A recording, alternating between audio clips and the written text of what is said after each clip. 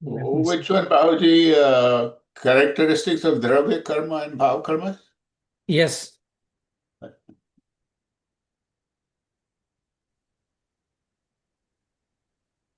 Sorry, which book are we referring to? Moksha Marg Prakash.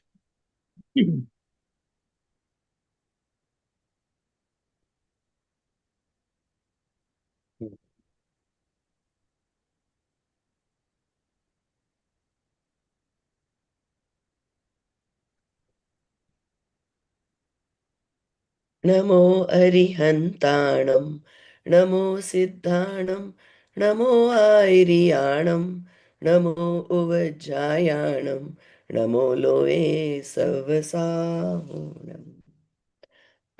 Jai Jinendra Sabiko. So we will again look through those who don't have the physical books. We are on page 34 of the book, right? Not the PDF. Don't look at the PDF pages because those would be kind of confusing. There's different ones. Okay. So we are on characteristics and tendencies of no karma. Okay, who knows what is no karma? Oh, wait. Where are we? Did you guys say 34th page, right? Is it characteristic of Dravya karma and Bhava karmas, Prabhupada, or next one?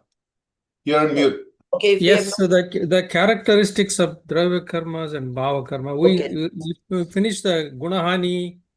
Okay, let's start with that.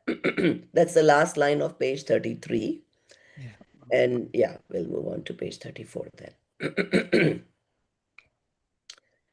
Okay, and yeah, that's a good one too. So, yeah, Bahubaliji, you start reading. Okay. What happened? We lost Dinesh Purarji. Characteristics of Dravya karmas and Bhava karmas.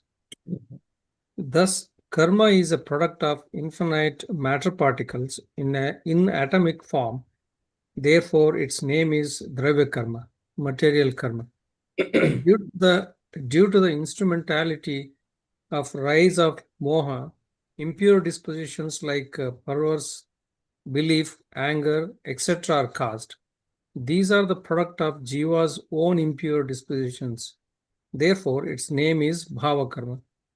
Bhava karma is caused due to instrumentality of Dravya karma, and Dravya karma's bondage is caused due to instrumentality of Bhava karma. Bhava karma from Dravya karma and Dravya karma from Bhava karma. Thus, due to mutual cause and effect relationship, Jiva transmigrates in the world. The specific point to be known is that due to bondage being intense or feeble, or due to internal transformation, etc., or due to rise in different movements of karmas bonded in one moment, or due to rise in one moment of karmas bonded in different movements. If in some particular moment the rise be intense, then the passions would be intense, and the resulting fresh bondage would also be intense. And in some particular moment, rise be feeble, then the passions would also be feeble, and the fresh bondage would also be feeble. And exactly according to those intense or feeble passions, the internal transformations, etc., of karmas bonded formerly in the past moments may also take place. In this way, automatic process of Dravya karma and Bhava karma has been taking place continuously from eternity. Characteristics and tendency of no karma. You want me to continue, Prabhaji? Yeah. So before I read the no karma, you would like to say anything on the Bhava karma, Dravya karma? Or, let's understand that. No, that's a very important one. Okay. So that is showing the process. Okay. First, we read that Jeev always came with the karmas. Remember in the in the past, one of the topics was that Jeev was always with karma. It's not like there was a pure soul and then the karmas got attached. Just like gold, diamond, they're always found in the rough with the dirt on it, even though they can be purified. But the natural state is always with the dirt. So same way, the soul always came with the karmas. So there's no beginning, there's no end, if that's what we want to say. Okay, now, so the karmas were there. Now, the fruition of the karmas gives what? It's become instrumental for the passions in this dispositions in the That's jiva. what we just read. But what does the karma uday give you? We read, right, yesterday about all the uday and utkarshan, all those things. So whenever the karma comes to fruition, what happens? They start giving the results. I mean, start Right. showing. Yeah. So results is what? What do we get when there's a word we use? Situations. Situation, circumstances, Yeah. and another word for it is no karma. All the circumstances we get is our no karma, which is the fruition of the karma. So what happens is that karma come into fruition, they give you circumstances. Circumstances can be favorable or unfavorable, right? When we get favorable circumstances, we are happy. When we get unfavorable, we are unhappy. So whenever we get unfavorable, we get, or even favorable for that matter, because favorable will give you man or lobh, you want more and more of those favorable circumstances, and unfavorable will give you krodh and what is the fourth one? Lobh. No, I already said man and lobh. Oh, krodha, mana, maya, lobh. Yeah. Krodha, mana, maya, lobh. Krodh and maya. Maya. Right? So unfavorable ke time mein, we want to like, let's say, what is mayachari? Deceit, right? We want to show what it is not. Good example of that is these days it's a time of Instagram, right? All these youngsters, they'll put pictures. Who put sad pictures, right? It's always happy pictures or happy reels, or they want to show the world that their life is great, everything is good, right? Is that the reality? No. Mm. So one would think, looking at their Instagram reels or pictures, oh, this couple is doing so wonderful, they're romantic. Actually, they could be fighting, going through a divorce, who knows? So unfavorable circumstance. So both ways, what does it create rise to? Kashayas. Kashayas, right? And those kashayas, or even any kind of bhav we get, there is a nimit naimittik sambandh. So कर्म का उदय हुआ, circumstances मिले, हमारे भाव होते हैं. There is natural bhav and there is vibhav, unnatural bhav. Kashayas are all unnatural bhav. Is that the same we call Vikari Bhav? Yes, Vikari Bhav. right. If the soul was in its natural state, it will be just a knower and just knower, not the doer. Vikari bhav mein, we are doer, we are associating with whatever circumstances we get, and which also causes all the kashayas. So there is this nimit naimittik constant circle going on. You get uday, you get circumstances, you get bhav, which means they call that a bhav karma, even though it's not physically a karma, but the bhav you get is called bhav karma. So dravya, and then what does that bhav do? Attract new karmas. So you attract new karma, that comes into fruition, it gives you bhav, then that gives you more. So it's like a vicious cycle. And Dravya karma only means particles. What does Yes, exactly yeah. mean? Yeah, particles, right? And how do the particles come into the same space as the soul? On their Yoga, own. vibrations. No, we studied those two topics. What are the four things that are part of the karma? Characteristics. The prakriti, the type and the quantity and the state, and then the intensity of the fusion. Yeah. Right.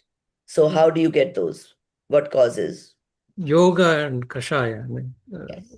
So yoga and raga dvesh, right, causes those karmas to come in. So I want you to really have a good visual picture of this karma thing, because it's very important. Because we are doing the bhav because of lack of understanding how this whole process works. Once we understand, we should naturally feel like staying in our natural state so that we attract less. And whatever comes with less intensity, less duration. And when you are in the natural state of soul, automatically all the karmas get shed off. Either with giving circumstance, or sometimes not giving circumstance, or circumstance comes and the jeev does not even get affected by it. All those situations can happen. So bhav gives dravya karma, udaya gives bhav, and it's like going on and on and on from anadika. Yet there is a way to break that cycle. That is to have no bhav, basically. No. bhav. Okay. No bhav. Yeah. So how would you get no bhav? Right? We say, okay, I'm not going to do krodh. How will you not do krodh? Not doing, there's a difference between not doing krodh and the krodh doesn't arise. So Yeah, once this is the difference between arises, nishchay then and vyavahar. yeah. Like you can try to suppress and control, okay, I'm not going to have this kashai, but that's not effective. Ultimately, the only answer is to realize that you are pure soul. Then those things they cannot attach. They don't even arise. And that's the only true way of not having anger. There could be psychologists doing million researches and coming up with different ways of controlling anger. None of that works. Okay, you will hear about move away from the situation, drink water, namokar mantra start kar do, whatever. That's only suppressing the chingari is still there, so it will again burst. And we notice that, in the household, there are people that are of the kind of calmer side. You think that they don't easily get growth burst outs, but then they're like getting affected inside with whatever unfavorable circumstances, something they don't like. And then eventually either they're in depression or they burst out at some point and whatever. So it never really goes away. So the true way to remove the kashai is to know the natural state, accept the natural things, and be in the samta, equanimity, sahajta, all those words. And when we understand this process of karma and its fruition and what all can happen with it, then nothing seems to be unjust to us. Whatever is happening to us feels like the right thing. It's happening, what we deserve. There's no such thing as why me? Because there's nobody else involved. It's only you who bound those karmas, so only you who is going to bear the fruits of it.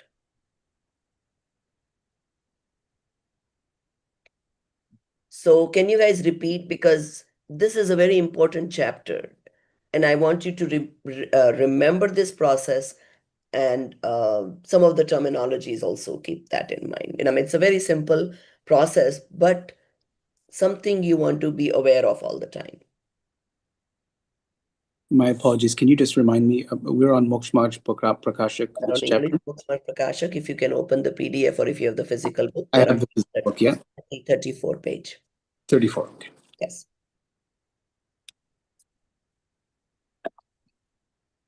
Okay, so who can repeat? Somebody other than Bahubali ji. Bahubali ji seems to remember a little better. So who is going to? Viraj, give it a try. Repeat this bhav and dravya karma, right? No, everything that you, whatever in this chapter Cycle. so far you've understood about the karmas. Just Oh, give. basically the karmas come mainly because of bhav. Hmm. And depending on your passion, how strong it is, that's how strongly you will bind, and that's how the dravya karma comes into Right. So effect. what binds? Give me the four things, parts of the karmas. Oh, Bahubali ji just said, yoga gives.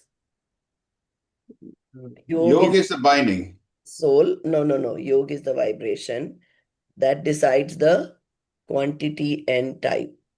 type, right? Right. So there's four parts in the karma: type, quantity, Pretty duration, and intensity. okay.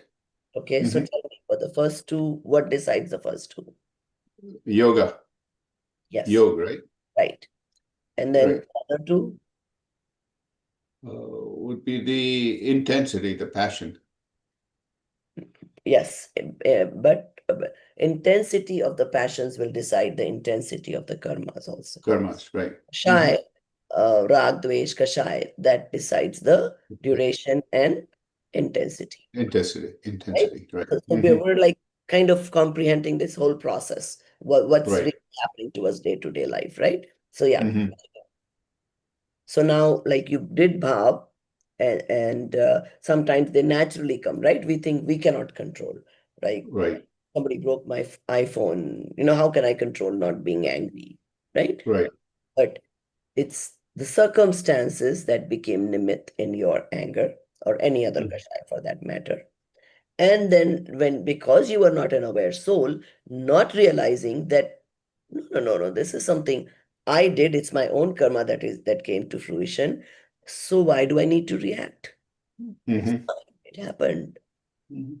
So Well, maybe but the sorry if I can interrupt. go, go. But the problem becomes in the sansaric point of view. Like if I don't do anything, it says somebody broke the phone, right? If I don't say anything or don't do it and just say, okay, my karma, it just happened. Sometimes you feel that other person may do it more often from a Forget about the sansaric other point of view. person. You dropped it and broke. Let's not even worry about the other person yet. Yeah, if I dropped it and broke, then I can Then say, you're not okay. angry. But the problem is if other people, the thing is, you don't know if other people are going to continue doing it in practical terms. Okay, there's an option. Okay, Right. you can always act and not actually be angry.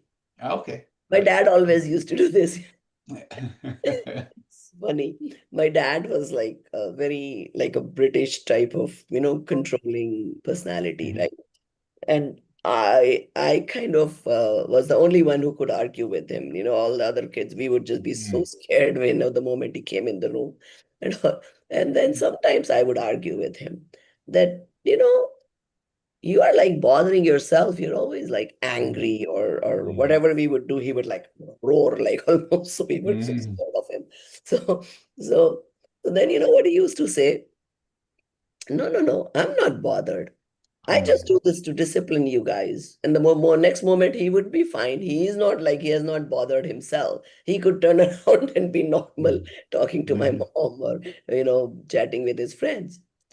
So you can always do that. Okay. He was playing a role, right? He He was was just playing. He playing was a acting. role. And in reality, that's all we are doing, Right. Mhm. That's right? all we all doing all the We're time. all, I mean, yes, it's our fault that we get entangled. Technically, we are only doing a role. So I remember like when my son used to get very bad asthma attacks when he was in middle school, sixth, seventh, whatever, and my mother-in-law used to stay with us at the time. So in the middle of the night while sleeping, this kid would almost like stop breathing. he would have such asthma attacks and he wouldn't realize. And then suddenly, when he realized he cannot breathe, we are like literally rushing him to the ER. And back in those days, they didn't give you nebulizer at home. So you were rushing, and usually it would happen in the winter time. So you're taking him out in the cold, and that's making it worse. You come back, all that mumbo jumbo. So I would kind of wake up, take him, do my whole thing. But I'm never like crying or, like, what do you call that emotional drama thing, right? And my mother-in-law, on the other hand, she would see, this sixth grader child is not able to breathe. I mean, it's a stress situation, right? She would be all this up and down about it.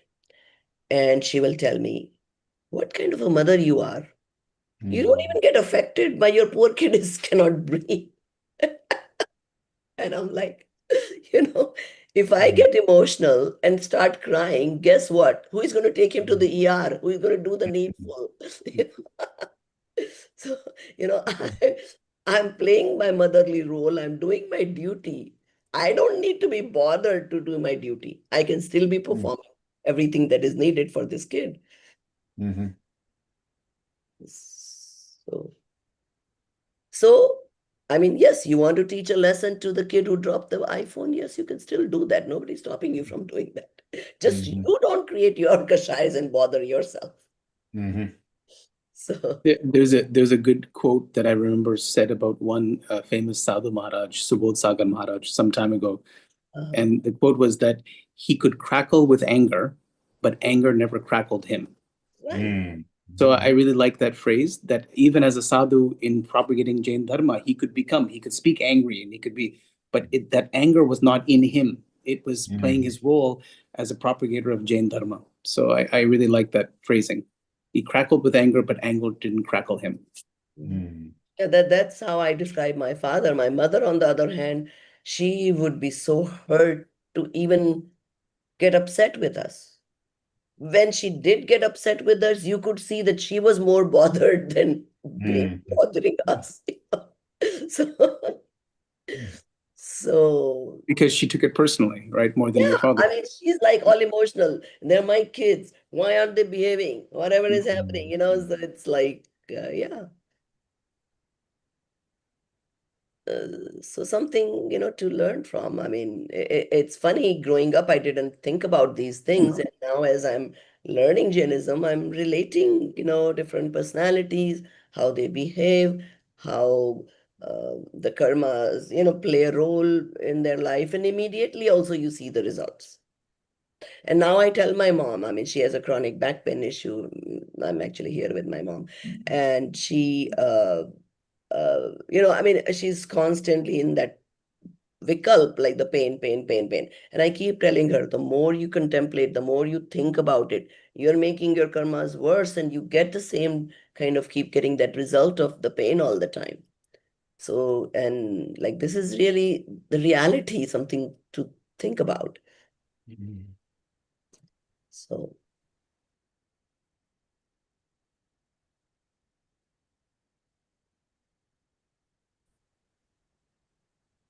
continue. The next topic. Yeah. Characteristics and the tendency of no karmas. Quasi No passions. karma is what? Tell me. I just told you guys. Situations, circumstances, the body, samsara. The first circumstance you get is your body, and everything else is related to that body, right? You die tomorrow, there's no money, there's no house, there's no wife, there's no children, there's no in-laws, parents, nothing. Yeah. Okay. Owing to rise up nama karma, physic making karma, body is produced. It is somewhat instrumental cause of happiness and misery similar to dravya karma. Therefore, the body is called no karma. Here the word no is to be known as denoting lesser measure. The body is a mass of matter particles, atoms, and dravya indriyas, sense organs, dravya mana, material mind, respiration, and vocal organs. All these are also the parts of body. Therefore, these also are to be known as mass of matter particles, atoms. In this way, Jiva with Dravya Karma and body is found bonded, occupying same space points. Eka Kshetravagaha. Eka means one or the same. Kshetra means region. Avagaha means to occupy or occupying. Form of bondage. The relation of body remains with Jiva from the moment of birth till the duration of Ayu, life karma. And at the end of the period of Ayu karma, death takes place, then the relation with the body comes to an end. Body and soul get separated, and either in the same very moment or in second, third, fourth moment, samaya, Jiva acquires new body owing to the nimitta of rise of karmas. There also similar relation continues up to the end of one's Ayu, life karma, and again death occurs. Then relation ends with that body. Like this, leaving of former body and acquiring new body continues successively. Further, this soul, although possesses innumerable space points, pradeshas, but by virtue of the quality of contraction and expansion, it remains equal to the extent of the size of the body occupied. However, the specific point is this, that at the time of samudgata, emanation of soul's space points, the pradeshas of soul emanate even outside the body, and thereafter, on end of emanation period, remain equal in size of the last body left before emanation. Further, the functioning of knowing activity takes place to this jiva through the instrumentality of dravya indriya and mana, which are the parts, organs of the body. And according to the condition of the body, jiva experiences happiness and sorrow owing to the rise of moha karma. And sometimes body functions as per the will of jiva. Sometimes jiva acts as per the condition of the body.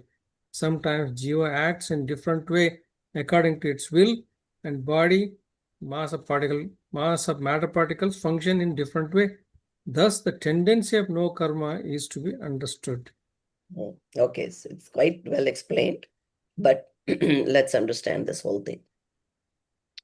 I'm sorry to interrupt. I'm just a little bit lost. I'm in this book, Apne Bola, page 34, right? On the PDF. We are looking at the PDF. Okay, I have the big book here. Can you just tell me the heading, maybe? It's chapter 2 Okay, then. the heading is characteristics and tendency of no karmas. Oh, okay. Is that in chapter 2? yes. Yes. I think I see that. And tell us what Yes. is page Okay. number in the physical Yeah, book. I have it. Characteristics and tendency of no karma. It's page 43 here. Okay, I got it. Oh, interesting. In the physical book, it's In the 43. physical book, yeah. Wow. But And- the book has been indented, correct? Here it is, see, some of the titles appears at the end of the previous page. I mean, at the, Yeah, you're right. So maybe yeah, in the in the PDF, physical copy, they will not do that. They will, Yeah. Okay, sorry to interrupt. I found it now, so okay. Okay, right. So maybe in the next time, remind me I will also put the physical page number also in the title. Okay. Anyway, so first of all, this no karma, you have to keep repeating to yourself to remember these terminologies. Okay. No karma is the circumstances that we get. All right. Now, the biggest circumstance we get, first circumstance we get as soon as we come out of the womb, or even we come in the womb, is the body, right? In the womb, when the child is developing, it's still a process of physical particles developing, right? The body is expanding, it's getting the senses, developing limbs, all that. The interesting thing is the science, like doctors or scientists or whoever work on these things, they know it very well. That is just physical matter, particles, blah, blah, blah. You know, the brain surgeons know it's all physical stuff. Even though we think in mind, that's the thinking, whatever, or the manovargana we can catch. Remember lie detectors. So if it was not physical material, we couldn't catch it. So scientists have known this or know this. Still, they don't know this soul science. And because of that, unfortunately, they are not able to put it in perspective. Otherwise, it's not new thing, right? They know this is material. They shouldn't be getting attached, or they shouldn't have gotten all this bhav. But they still do because they don't understand the other side of it. So, so you get the body, even though, interesting, just 1 second, I'm trying, my laptop is not being charged, and I wonder why. Okay. So because of the nimit reason of the soul, what happens is you get a body, right? Body comes with the 5 senses, at least in the Manashya Bhav. Right now we're talking about that. So it gives the bhav. Now, knowledge faculty, ekendriya nigod se leke, everybody has. And even the bhav, they're produced in soul. So even Shubh or Ashubh bhav also, everybody has them naturally. Now, you get the body, you come out of your mother's womb, you get your parents, you get your circumstances. What is the cause of all this? Nimit reason?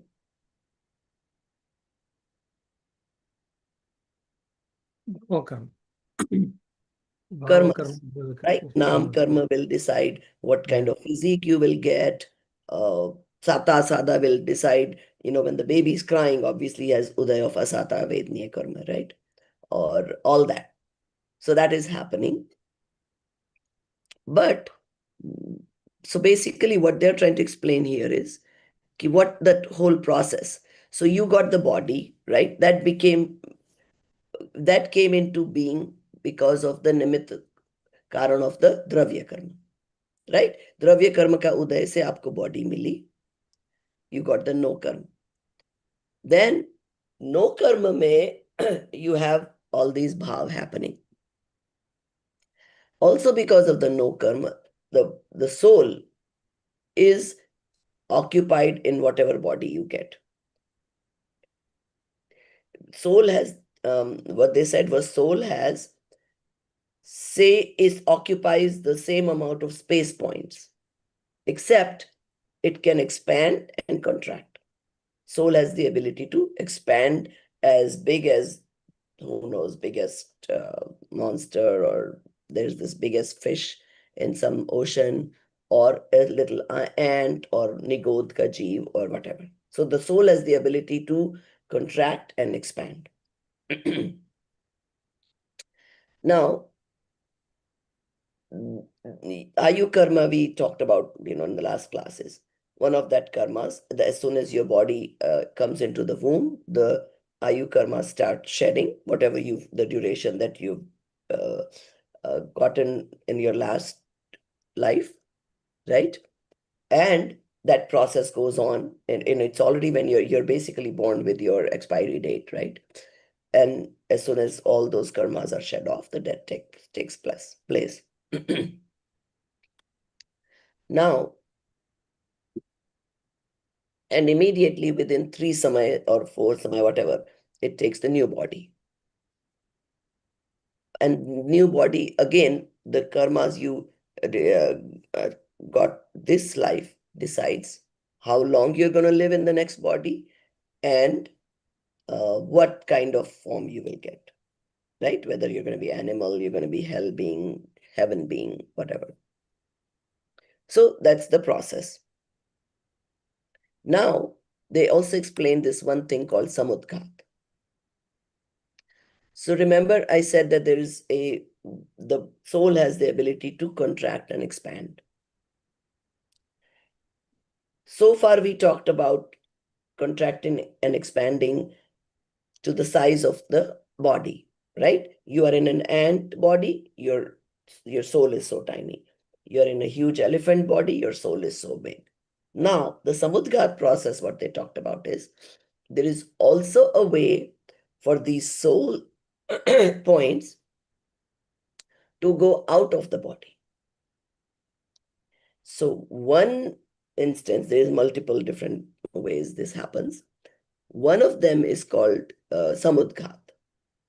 And the one known one is the Kevli Samudgat. Samudgat means your space points of your soul can expand beyond your body, right? And Kevli Samudgat means that whenever the Kevli Bhagwan, before reaching moksha, right, they have to get rid of all the karmas. And then when the body, when the Ayu karma is done with, body reaches Siddhashila. Now, let's say the Ayu karma is coming to an end, but the other three agatis are somehow not finished. That happens rarely, but it does. Then there is a process called Skevli Samudgat. So that soul comes out of the body, expands to the size of the teen lok or the universe, sheds off the three remaining karmas, comes back, and then once the Ayu karmas are done with, the soul leaves the body, right? So what they're saying is that the whole thing is about expansion and contraction of the soul. So the soul can expand beyond your body, but eventually when it leaves the body, even the final Siddha board, it will be the size of the last body you were in. A little bit less than that, actually. Now, remember we talked about that Kundakunda Acharya went to Mahavidya Kshetra to hear live the Tirthankar and came back with this knowledge. Same thing. His body was here, right? But he has this special riddhi where the soul can expand, right? Create this small hand that size, another body just looking like him. And that can travel to Mahavidya Kshetra. It's a very special ability. You and I cannot go to Mahavidya Kshetra otherwise. Is it like astral traveling? Because, for example, I'm just saying in Hinduism, there's different sheaths of the body, and the sheath can travel. Like, I don't know, maybe it's like there's a part of him, not his physical body, that is traveling somewhere else. So he can go across the universe if he wants, or to another universe. Yeah. No, here is what let me explain how this is. See, I'm not sure what Hinduism is talking about, whether they're talking about, soul reference they're giving or not, right? Hinduism primarily talks about the different layers of the body. We do too, like we have karmic layer, we have tejas layer, we have whatever, right? The But koshas. right. But here we are talking about what happens to the soul. So let's say, okay, Vyantar. There are so basically what we are saying is, say my soul, let's Kunda Acharya's soul, right? It traveled to Mahavidya Kshetra. But it did not also leave its body here. So what happened to the soul now? Without the soul, body is no good. He couldn't have gotten the knowledge. It's not just the body that went. It went with the soul. So this soul is like a pliable thing, let's say. So it's right now it's residing in as big as your body is, right? So now what happens is some part of it came out, made this little 1 foot person, and it traveled. So there is this thread of your soul expanding and going with this body. So kind of, did you get to picturize it? So it's your own soul it has the ability to expand and contract and expand in whichever matter. In Samudgat process, we said the whole thing basically explodes to the size of the universe and comes back. In this thing about Kundacharya making this aharak sharir and going, so this his soul is of the current body. One soul part comes out and occupies this aharak 1 foot body and travels to the Mahaviteksha. So there's still a connection from this body and that body. So there's this like a thread holding both bodies. Are you guys getting the idea what I'm talking about? So basically, we are learning the abilities, characteristics of the soul. Okay. And if the soul is omniscient and omnipotent, obviously it can do anything, right? And if it chooses It can, to, but it doesn't. it doesn't. Yeah, it doesn't have any rag and dvesh, so it So doesn't. it has no need to, and it doesn't want to. Right? So, yes, then the soul has the full capacity of everything. Now, then they say the function of knowing activity takes place to the jeev through the instrumentality of the dravya indriya. Now, who is knowing? Soul is knowing. What is being instrument? It is knowing through the eyes, the nose, the skin, all those things. Right? And according to the condition of the body, jeev will experience happiness and sorrow, or owing to the rise of moha karma. So basically, you want to get this whole picture very clear. That whole process, what's happening, and all that is going to be helpful in our day-to-day thinking, accepting things, right? Then it's like you've understood this whole process, what happens. I have the knowledge faculty, my soul has the knowledge faculty, my senses are only instrumental. I'm not seeing because of my eyes. I'm only seeing through my eyes. Right? The knower is somebody else. So it's only becoming instrumental. Just like eyes are instrumental to knowledge of whatever I can see, karmas are instrumental in getting the circumstances I get. Right? And then what is the role of soul? What can I do? Be the knower. Be the knower, yes. So there is this whole automatic process. We read in the previous some of those things that, remember, we eat the food and goes to muscles, blood, excreta. It's all automatic. There's nobody sitting there, dividing it into all these things. So same way, this whole process is all automatic. Yet the soul has the ability to get out of all this sansar life cycle.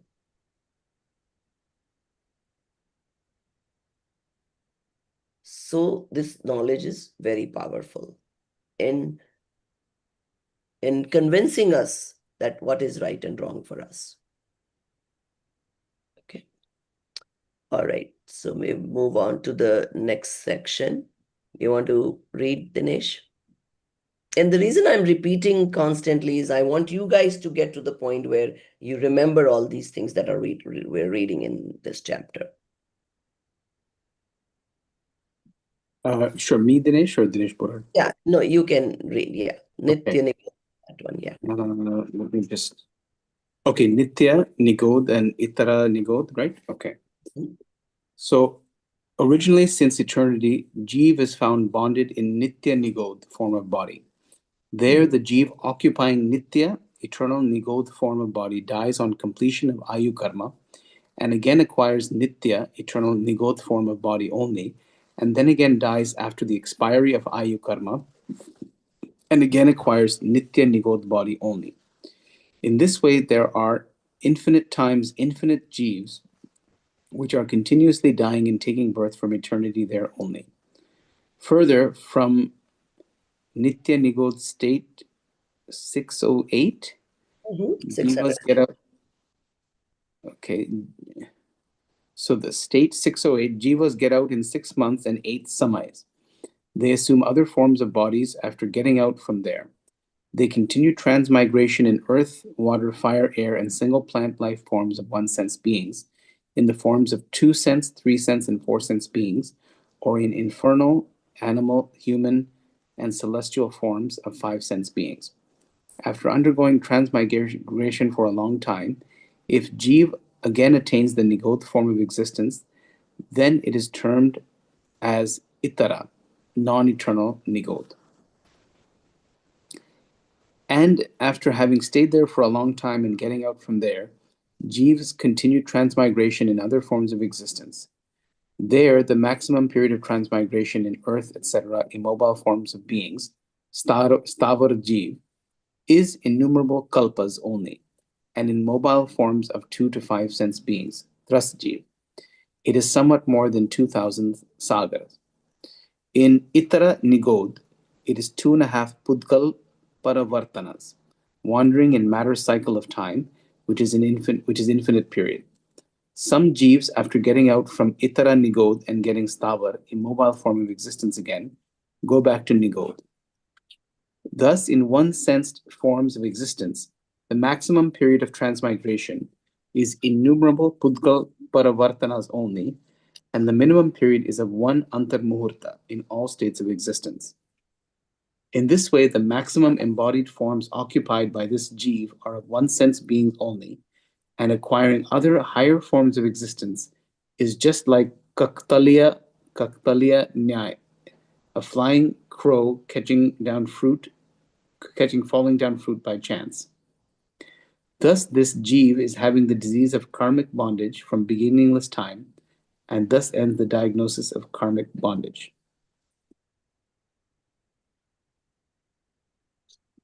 Do you want me to continue? Or? Explain this Nitya and Itar Nigodh, okay? So, we all started in Nigodh, okay? There is infinite Nigodh Jivas. Nigodh is even in Siddhashila, okay? And we know examples of Nigodha Jeeves. Some of them is in the Jamikan, Alu Pyaj. And they're also called Anantkai, which means one body has many jivas in it. And then one of the descriptions that come is in the one breath that we take, those souls are born and they die 18 times. Birth and death is considered to be a very painful process. We don't remember, but it is. So, because of that, it's considered the most painful or whatever that birth of, the life of Nigodh. So, sorry, when you said in one breath, yes, Nigodh dies and gets born 18 times right. When we're breathing? Right. So let's say there's a potato, right? That has infinite jivas in it, right? And there's constantly these jivas are taking birth, dying, birth, dying, birth, dying, birth, dying. Okay. Now, we all started in Nigodh, which is Nitya Nigodh. We never came out. Now we're talking infinite past. One day came when in 6 months, 608 jivas go to moksha. They can be from Bharat Kshetra, they could be Airavat Kshetra, they could be Videsh Kshetra. Total, it's 608. Current times, it's usually in only 4th Kal when jivas go to moksha. In this region, it's not 4th Kal right now. We are in the 5th era. So nobody's going to moksha. So is in Airavat Kshetra. But in Mahavidek Kshetra, it is always like the 4th era.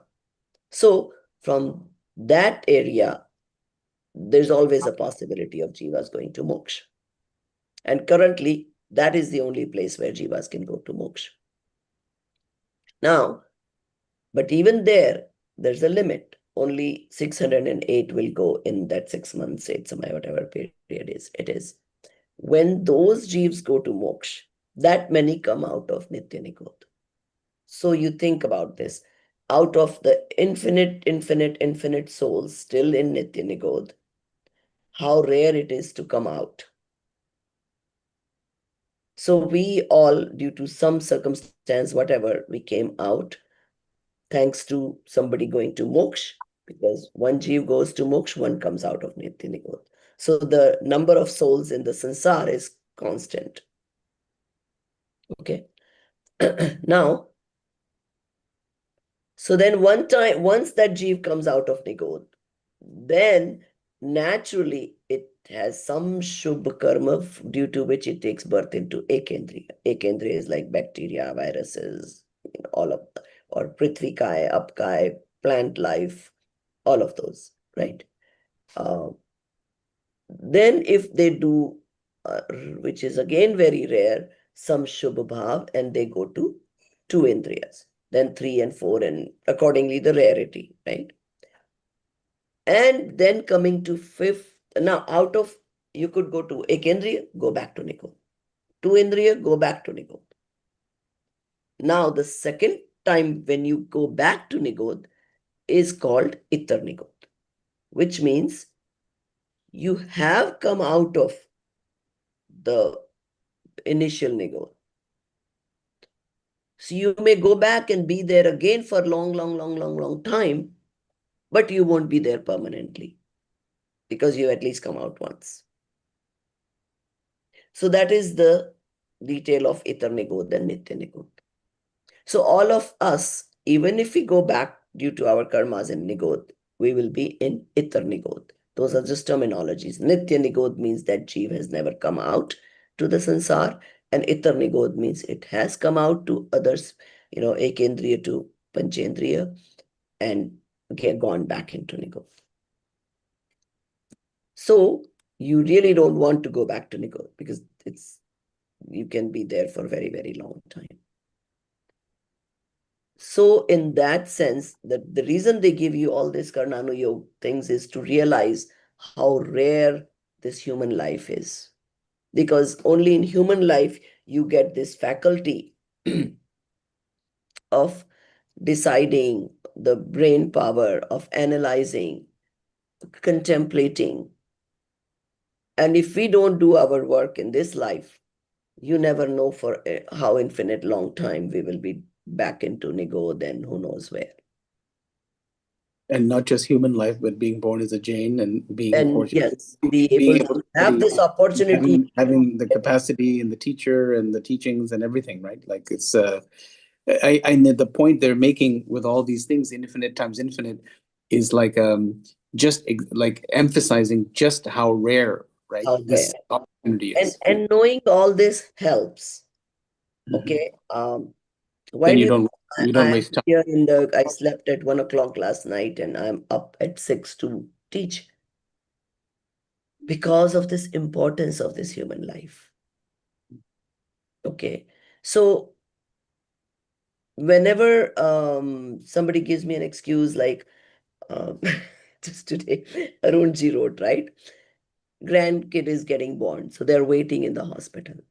I'm like, let their parents, my kids were born, my parents were not available to be in the hospital.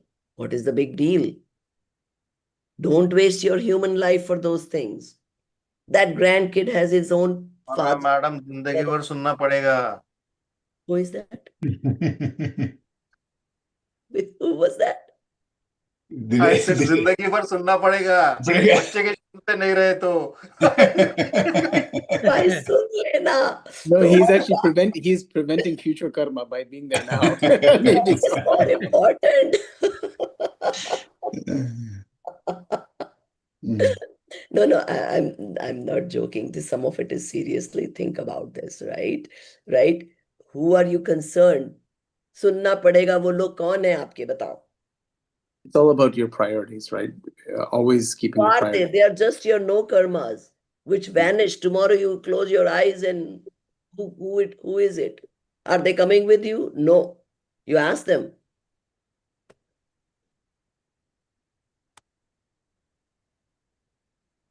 I mean, this is reality of life, unfortunately. a man earns with whatever means, whatever tax ka chori karke paise bacha ke ki chalo, I need the money to pay for my kids' college, blah, blah, blah. And then who is going to bear the fruits? Not the kid, for sure. Right? तो सुनना पड़ेगा, सुना दे भाई. I still have my priority. सोचना पड़ेगा. I mean, that is why it's so important to get this knowledge down pat. My mom is yelling all the time at me. I'm in Nagpur with my mom. तू सारे दिन ये पढ़ाती रहती है, ये खोल के बैठ जाती है, this, that. Fine. I'll put up with it. Anywhere I go, I mean, any relatives I go, I get to hear earful, you know. But what's the alternative? Sitting and gossiping with your relatives, right? Yeah. So, But they think that's what we came there for, right? We came to be with them, and I'm here spending an hour or two doing this. I'm like, hey, you know, get a life. You can live without me for a couple hours. And I explained to them the same thing, why it is so important to me and why it should be important to you also. I mean, अब वो उनके कर्मों की वो जाने, but at least the day when I'm in that place, I make them attend the class too. So, but seriously, right? We do whatever we prioritize in life, right? Abhi, Dinesh had an episode with the son, right? Were you thinking of anything else? कि आज वो party में जाना था, कल वो mummy papa के वहां कुछ करना था? No. Suddenly everything drops and you go do what you have to do. yeah, the mind becomes focused, single-minded concentration. Nothing Yes. else matters. I mean, that time Same को thing. विचार भी नहीं आता है कौन क्या सोचेगा, क्या होगा. No. But to make spiritual progress, your mind has to be just focused like that. That Yeah, there's nothing more exactly. important than Nothing else matters. Yeah. I have my brother passed away with cancer. I was in India during COVID for 5 months. I would be sitting next to him and attending classes. My father passed away during my 5 years of this course when I was taking. I was here, attending the same day he passed away too. That's not things that circumstances are not going to change for me. They're not going to wait for me. But we have to make our spiritual progress. And this study, it just makes you realize how critical, how rare it is, this opportunity. That only I can make use of it. I cannot put it off to somebody else.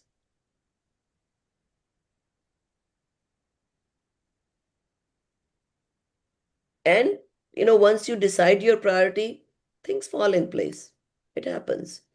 You make people understand, or even, I remember when Shanti, my husband, had a back surgery, right, in June. And the morning session that day was Wednesday, and my morning session was there. He was in surgery, and I'm like, well, what am I doing? I'm still just in the waiting room, and it's my time for class. So I told my daughter-in-law that, can I take my class? She said, yeah, you go take the class. And if the doctor comes out, if the surgery is done, I'll talk to the doctor. When you make your priorities, then your family also adjusts with you. And they understood that this is important to her. So she was fine. I mean, and they realized the kids also were at work. They were attending meetings. So we were adjusting with each other. And it's fine. And I mean, if I, let's say, thought that, oh my God, it's such a major surgery, it's a back surgery for my husband, how can I take the class? Was his outcome going to change if I did not take the class? No. Outcome still would have been the same, whether I taught for that 1 hour or I didn't.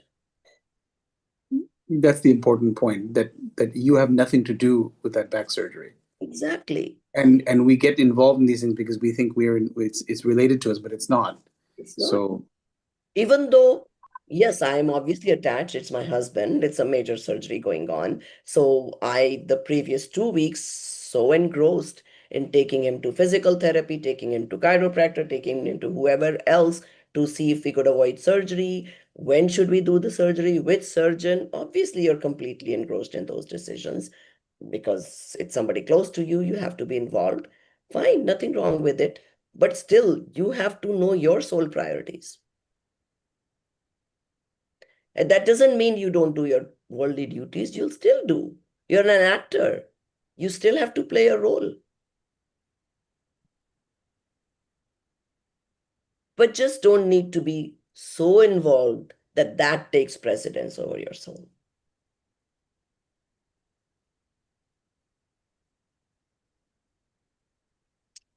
Okay, so let's move on to the state of jiva caused due to disease. You can read that one more topic, Dinesh. Okay, states of Jeev caused due to the disease of karmic bondage. Now the states of Jeev caused by instrumentality of disease of karmic bondage are being described. Inherently, the nature of this Jeev is Chaitanya, sentience. It possesses the power of cognizing general and specific nature of all existing substances. Chaitanya is the name of souls, that attribute in which the real nature of substances is reflected as they are.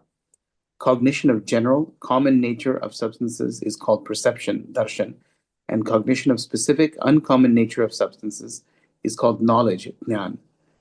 Due to such nature, the soul always possesses the power of perceiving and knowing all substances directly and simultaneously with their all attributes and modifications of the past, present, and future without any help or means.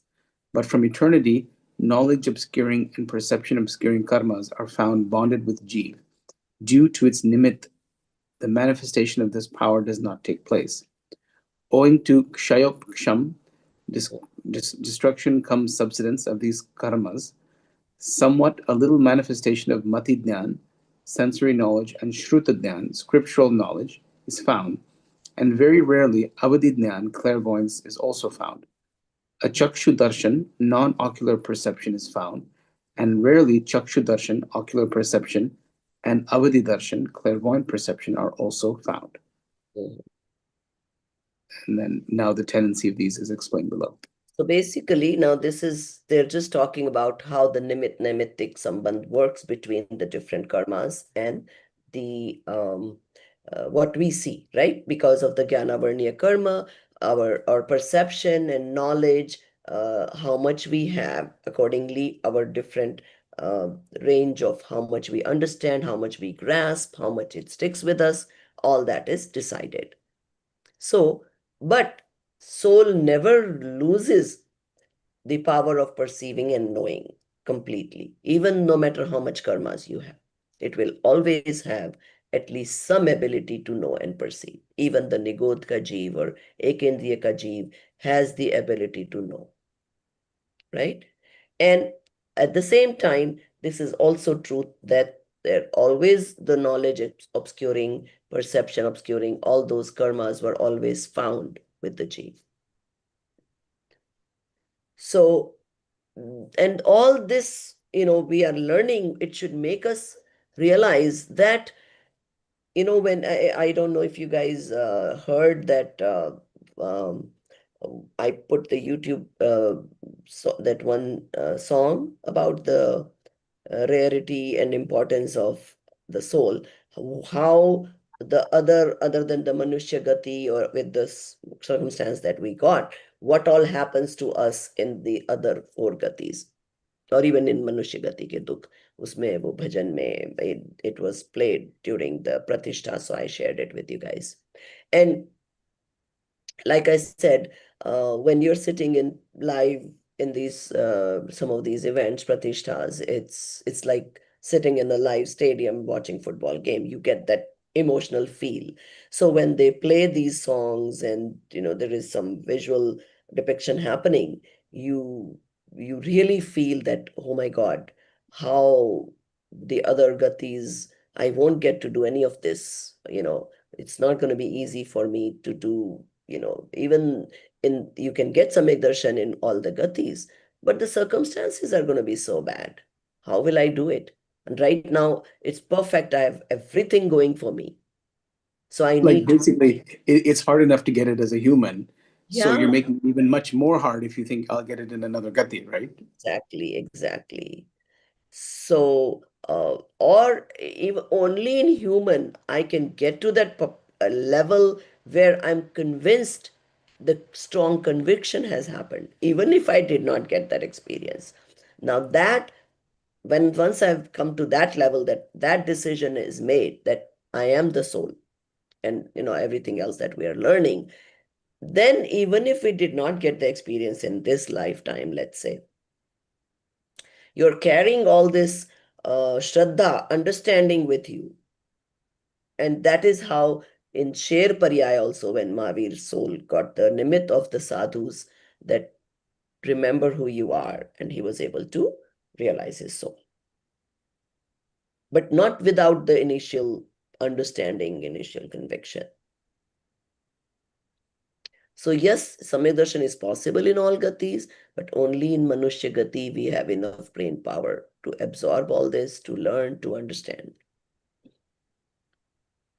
So, and again, in different life forms, we will have different karmas obscuring different souls' abilities, and we have to deal with all this. So right now is the most ripe time for us.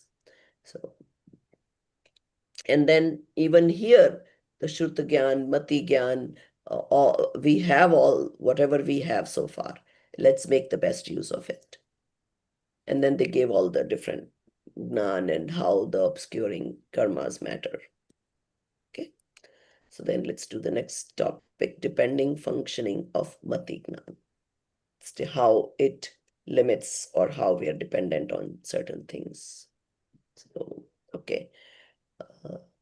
Let's see. Dinesh Burarji, are you able to read from the, if you don't have the physical book, I guess the PDF, you have that in front of you? Have the PDF. Just give me 1 moment. Sure. And the reason I'm not sharing the screen of the book is I'm hoping you're all kind of following along in the book. It's page 35 of the book page, not the PDF page.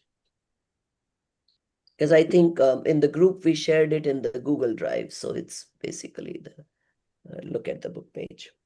Yeah, so we're doing the states of Jiva caused due to the disease of karmic bondage.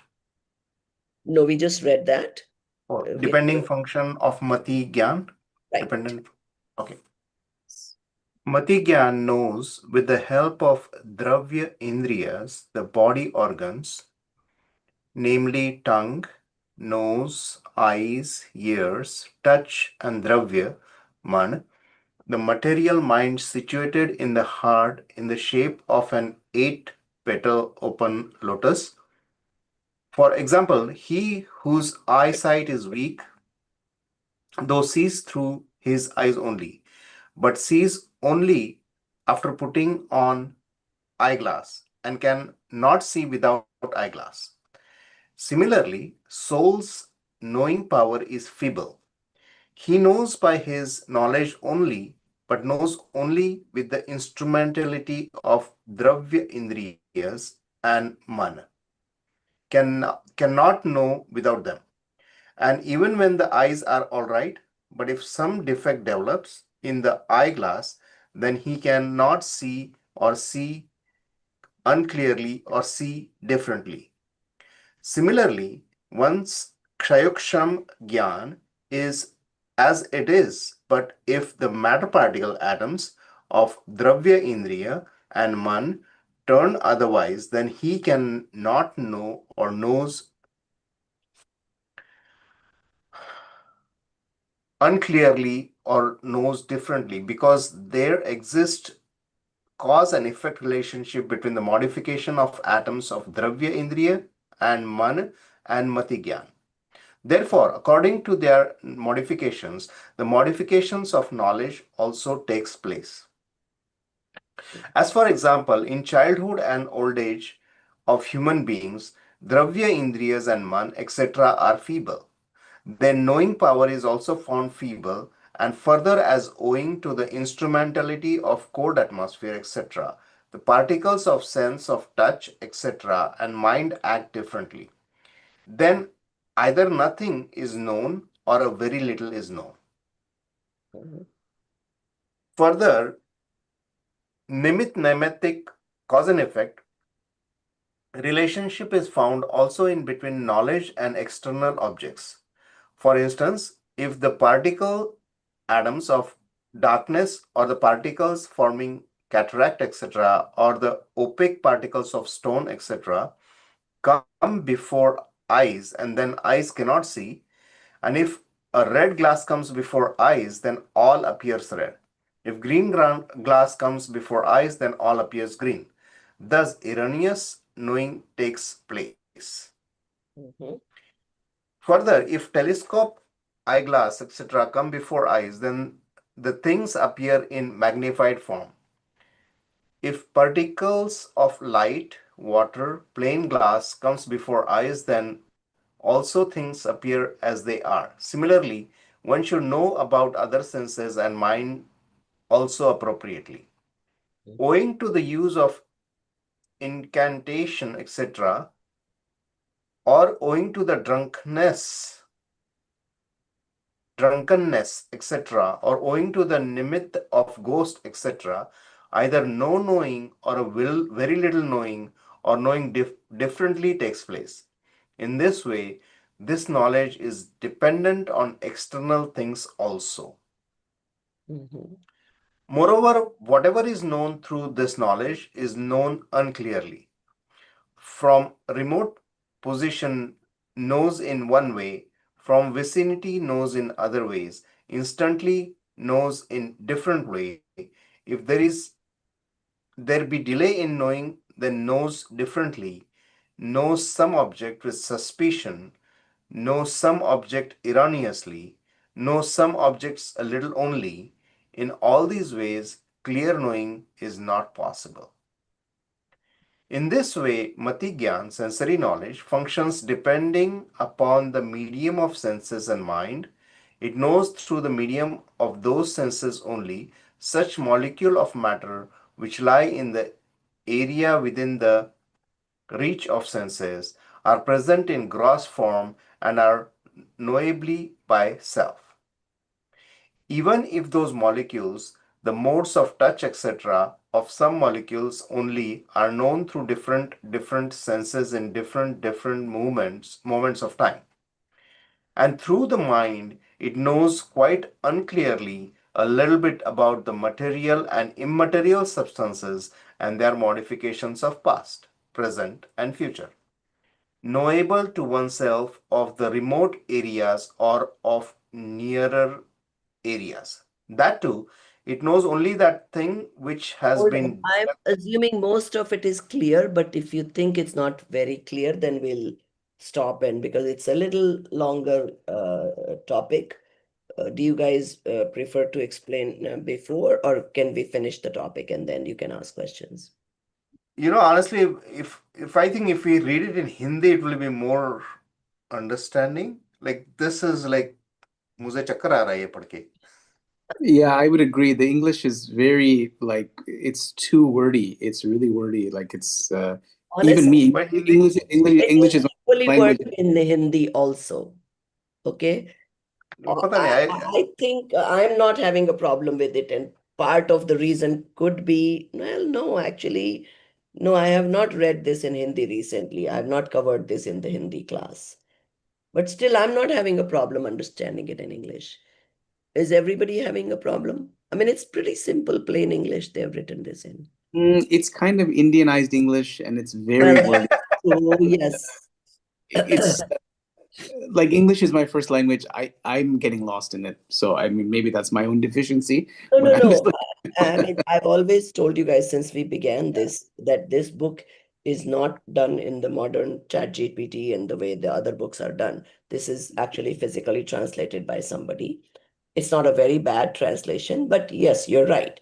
It's Indianized version because it's like when you're physically translating what you're doing. You're reading the Hindi sentences, processing it in the brain, converting it into English, and writing it. So then Like your when they're style comes. saying different senses, that's straight out of Hindi translation. They don't use that in English, right? Alag, But alag. right. So So yes, so that's why I've been asking you guys. Maybe some part of this we can do it in Chat GPT and see how it'll come out to be, right? or even as Dinesh said, if you read it in Hindi, that's also, I mean, we all I don't have a speak problem. English, I'll finish so reading it in English and then I can have somebody read it in Hindi again. We can do that.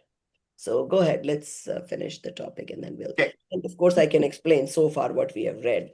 It is important. This is basically, even though they've given a lot of details, like all they're saying is how our current, I mean, the difference between Keval Gyan and what do we have right now, Mati and Shruti Gyan. Okay, how dependent they are on Indriya. So they are trying to explain to us that how much limitations your Gyan has.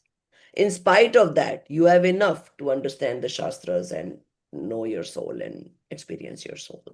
I mean, that's the total gist of it. But they're making you understand the process, relating it to this eyeglasses thing, that how when you have when your vision is not perfect, you need eyeglasses to help of eyeglasses. Same way you need help of Mati Gnan to know the whatever we are currently knowing.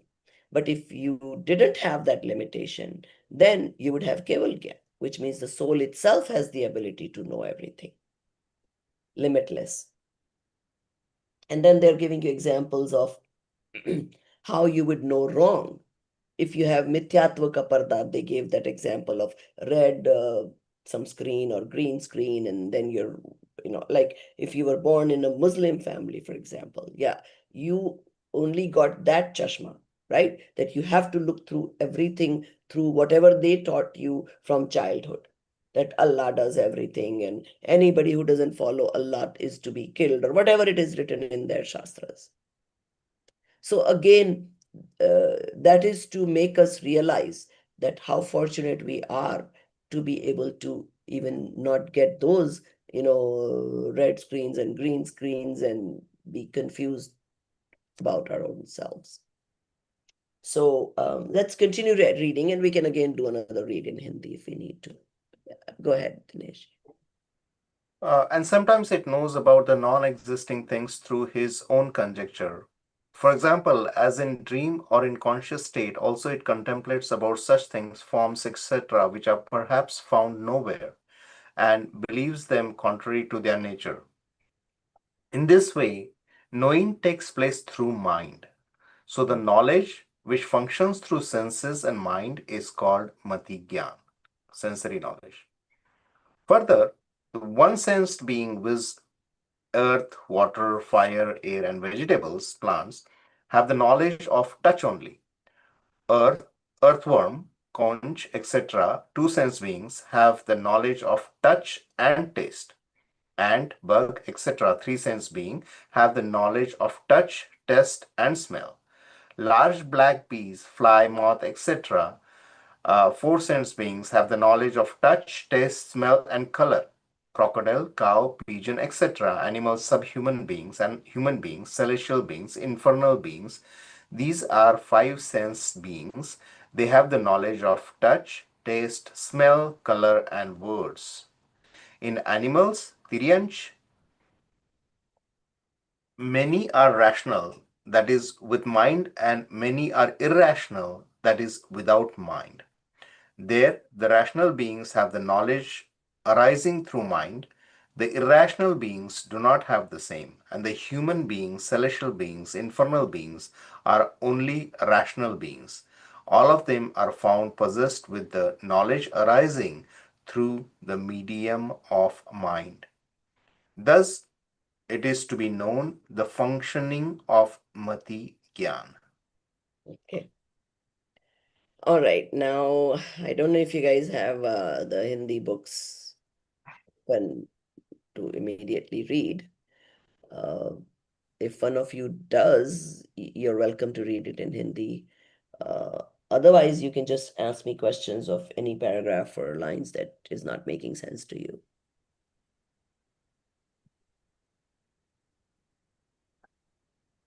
So So basically, this topic is about the limitations of your matignan, right? And this is just the general knowledge. So basically, what they're saying is, ekendriya, do indriya, those even have less knowledge. Why? Because they have less senses to express it from, to get it from. And then the rational and irrational, I wouldn't use those words. I'm sure ChatGPT will use different words because we can be irrational in spite of having a mind. So, but basically that's a translation of Sangni and Asangni ji. Sangni is with mind, Asangni is without mind, mental faculty. So anything else that comes to you that you didn't understand in the paragraphs? Or who has the Hindi book open? I do have a Hindi book open too. If you want, I can read it quickly in Hindi.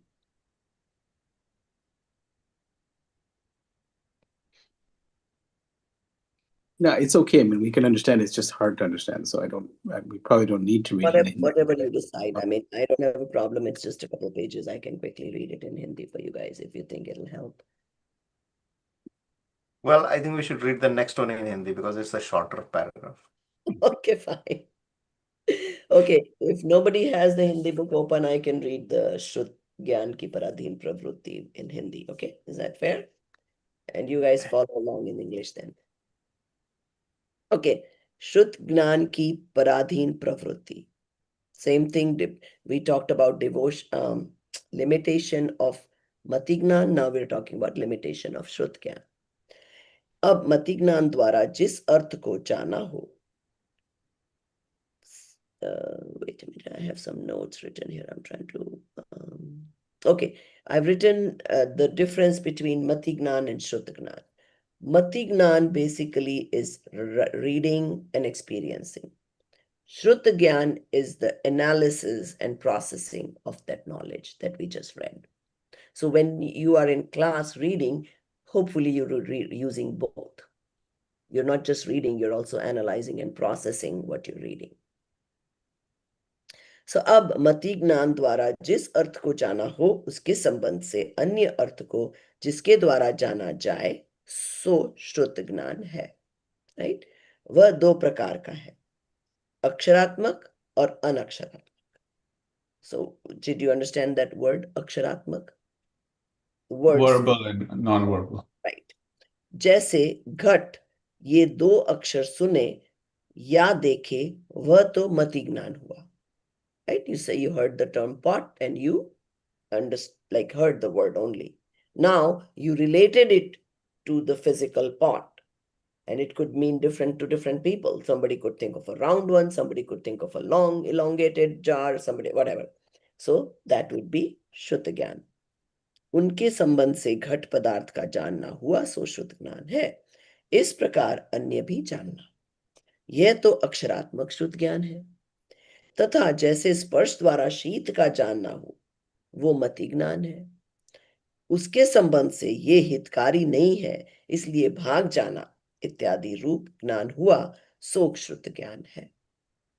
इस प्रकार अन्य भी जानना, ये अनक्षरात्मक श्रुत ज्ञान है. Basically, you get first mati gnan, then you analyze it, or when you process it, it's called Shrut Gyan. Now, वहां एकेंद्रिय आदि असंगनी जीवों को तो अनक्षरात्मक ही श्रुत ज्ञान है और संगनी पंचेंद्रियों के दोनों है. ये श्रुत ज्ञान है सो अनेक प्रकार से पराधीन ऐसे मति ज्ञान के भी अधीन है तथा अन्य अनेक कारणों के अधीन है, इसलिए महापराधीन जानना. So we talked about all this rarity of human life, rarity of getting the mind, all this, and still they're saying it's not enough. You eventually need Keval Gnan, right? That is the perfect knowledge. Whatever knowledge, faculties, whatever we have available to us also has its own limits. So any questions on this? Did you follow along in the English? Mhm. I don't know. Did you think it made a difference to hear it in Hindi? I didn't see any difference. I mean, But English is also some, fine. Yeah. but some of the terminology is good, like you said, paradhin something, right? Interdependent functioning. So it's good to hear those terms. Otherwise, we won't be exposed to those, right? It's okay. That's fine. Yeah. I Yeah. mean, we And, don't have to read everything in Hindi. It'll be too long, but some things like those words are important, and right? that's the advantage in the way we are doing it, in the chat GPT. So we try to give a lot of the Hindi terminologies also. But even that we have to limit, because if we give too many, the reading becomes difficult. So we only have decided to give the Siddhantic words in Hindi, and those we want to retain. And like we don't want to the world to start calling Samyak Darshan something else in English. So those are important to retain, right? Okay. Then Avadhi Gyan, Manaparyay, and Keval Gyan. So we already know there is 5 Gyan, right? We've already done that in the Balbodh and Vitrag Vigyan and all that. अब अपनी मर्यादा के अनुसार क्षेत्र काल का प्रमाण लेकर रूपी पदार्थों को स्पष्ट रूप से जिसके द्वारा जाना जाए वह अवधि ज्ञान है. Now pay attention, Rupi, it can only know material objects. The Avadhi Gyan can see way beyond what we can in human life, but it's only materials, Pudgal, it can see. वह देव नारकियों में तो सबको पाया जाता है. It is part and parcel of your gati. So if you are born in hell or heaven, you automatically get Avadhi Gyan. और संगनी पंचेंद्रिय तिर्यंच तथा मनुष्यों को भी किसी को पाया जाता है. Those are special cases when humans or animals have that Avadhi Gyan. असंगनी पर्यंत जीवों के यह होता ही नहीं है.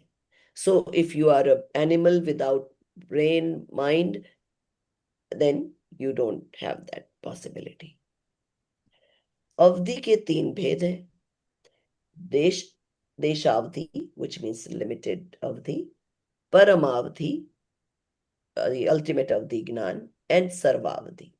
इनमें थोड़े क्षेत्र काल की मर्यादा लेकर किंचित मात्र रूपी पदार्थों को जानने वाला देशावधि है, सो ही किसी जीव के होता है.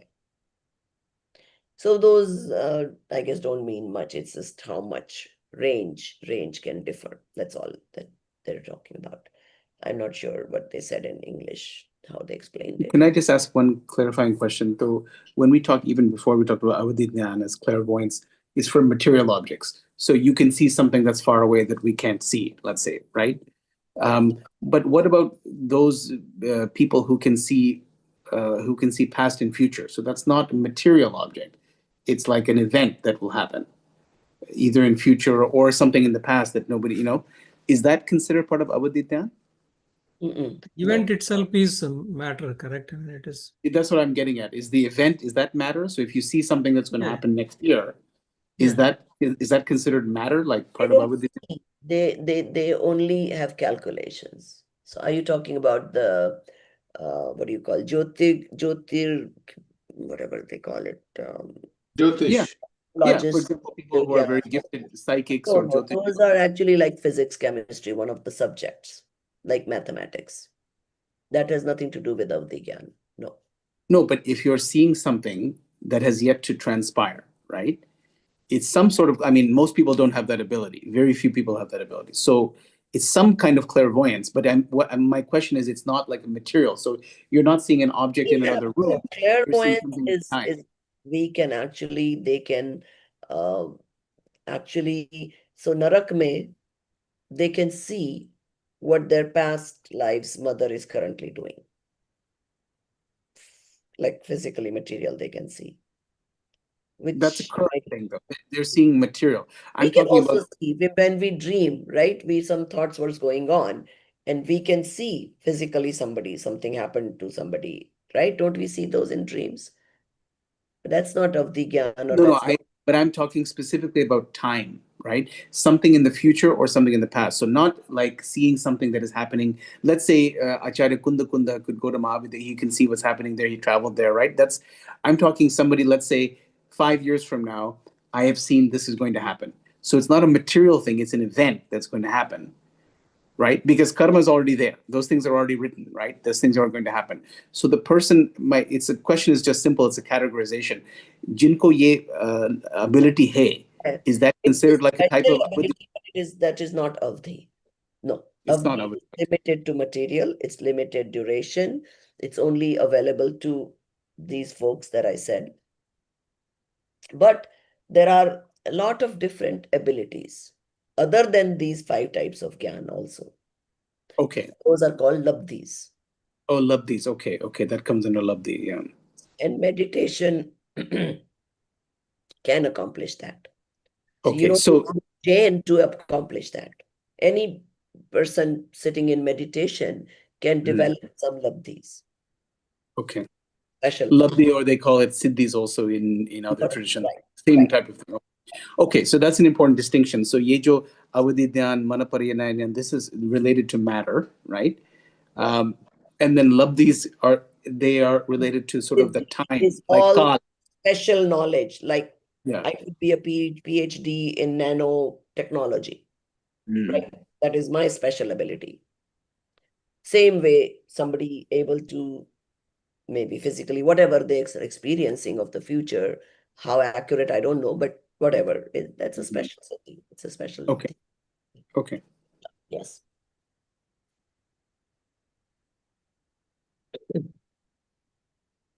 Now, chakshu, achakshu, avadhi, and keval darshan ki prakriti. So far, we did same thing in keval gyan, manaparya gyan and all that. Now they're talking about darshan, which is the perception faculty. अब इंद्रिय तथा मन को स्पर्शादिक विषयों का संबंध होने से प्रथम काल में मति ज्ञान से पूर्व, this is even prior to mati gyan, you get this perception, जो सत्ता मात्र अवलोकन रूप प्रतिभास होता है उनका नाम चक्षु दर्शन तथा अचक्षु दर्शन है. So either we can see, like we see something far away, there is something types, or we can feel that, oh, it's something you feel. You haven't yet realized whether it's cold or hot or what it is. वहां नेत्र इंद्रिय द्वारा दर्शन होने का नाम तो चक्षु दर्शन है, वह तो इन 4 इंद्रिय पंचेंद्रिय जीवों को ही होता है, तथा स्पर्शन रसना घ्राण श्रोत्र इन 4 इंद्रियों और मन द्वारा जो दर्शन होता है उसका नाम,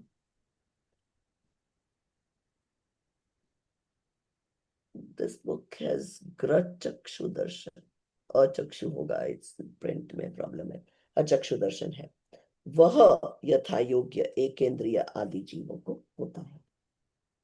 अब अवधि के विषयों का संबंध होने पर अवधि ज्ञान के पूर्व जो सत्ता मात्र अवलोकन मात्र रूप प्रतिभास होता है उसका नाम अवधि दर्शन है.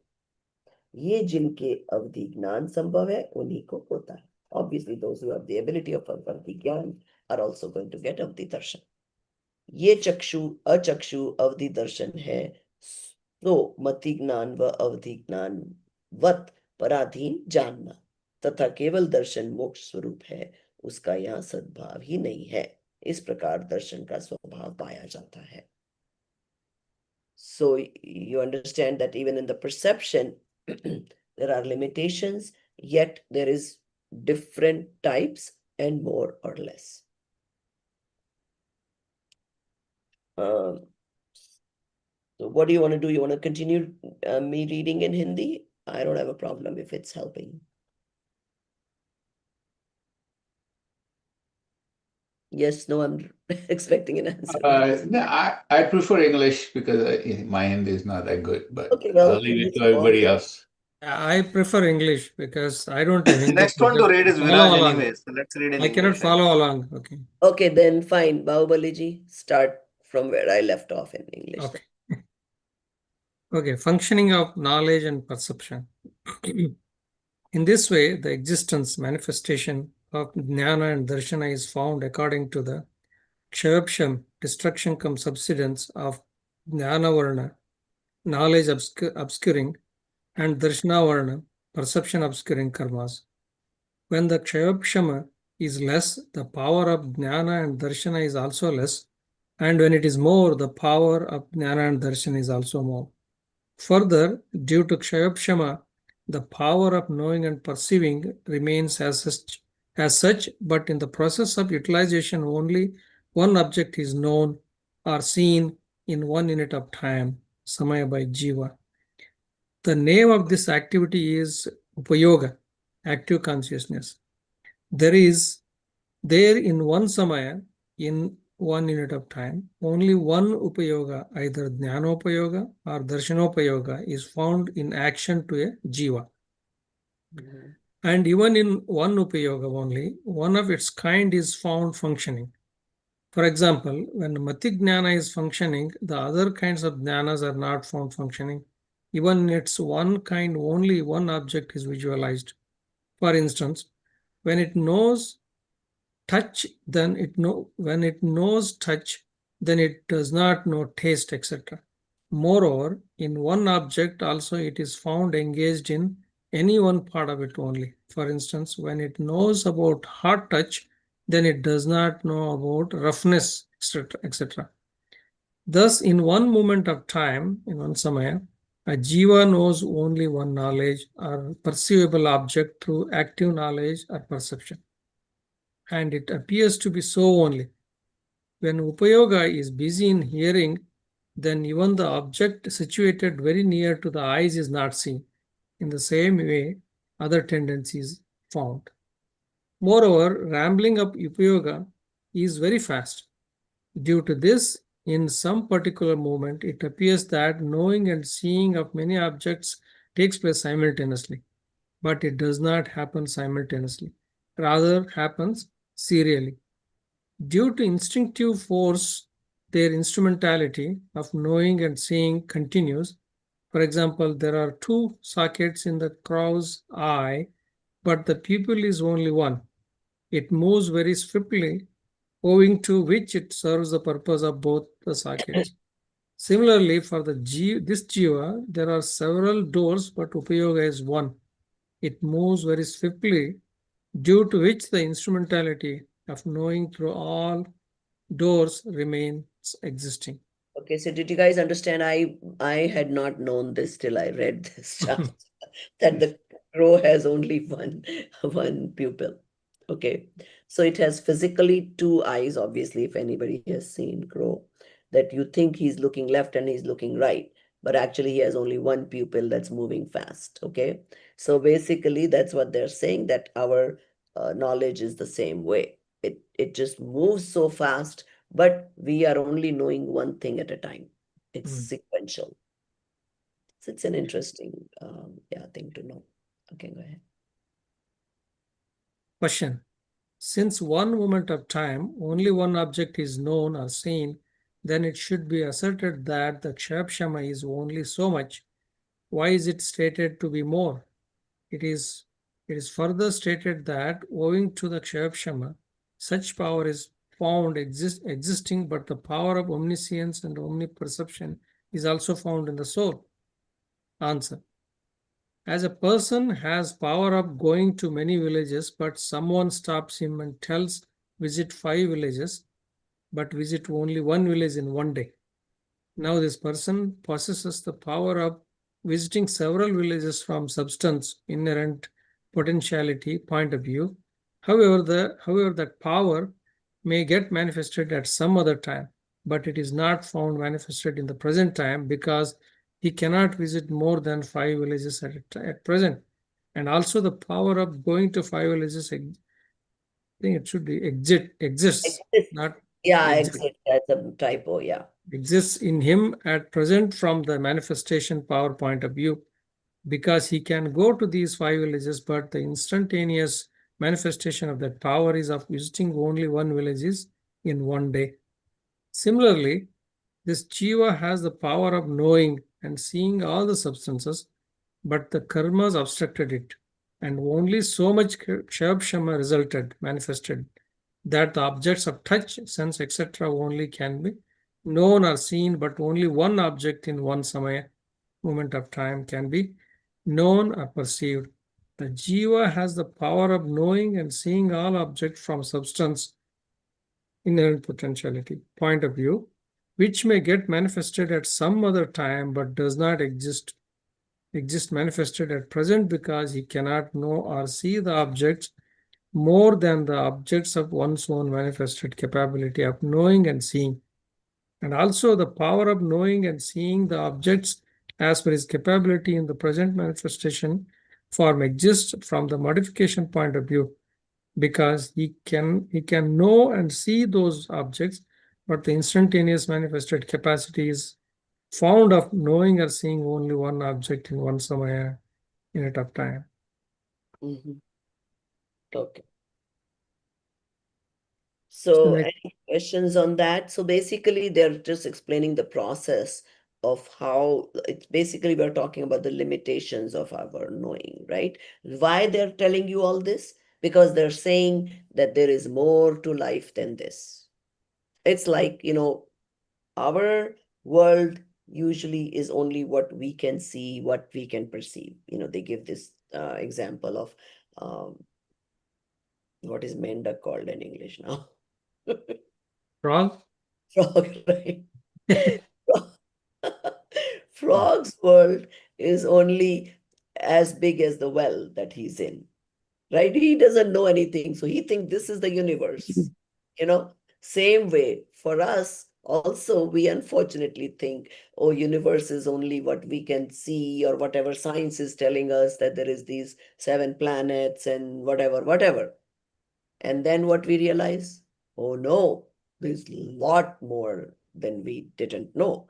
Jainism has its own geography. In fact, it was quite amazing. In this Pratishtha, they had this one booth where, I'll tell Amit now since he's in Songarh to see this. They've made a 3D thing where you wear that 3D thing and you can go through the Madhya Lok. They make you see the Meru Parvat and all those things in 3D. It's quite amazing. And you can see that there is multiple suns and moons in the Madhya Lok.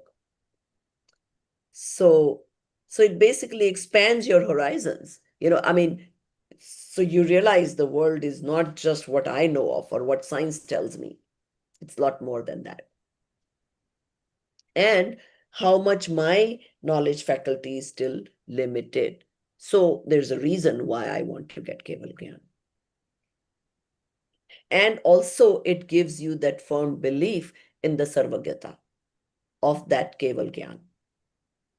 Because that is our main premises. How would we know any of this if all the beings, Kevalis did not get Keval Gyan, they themselves saw, experienced, and then the Tirthankars propounded it, they talked about it. Just like, sometimes we are thankful to the scientist to let us know that there is gravity or there is, whatever else principles that we've learned from science.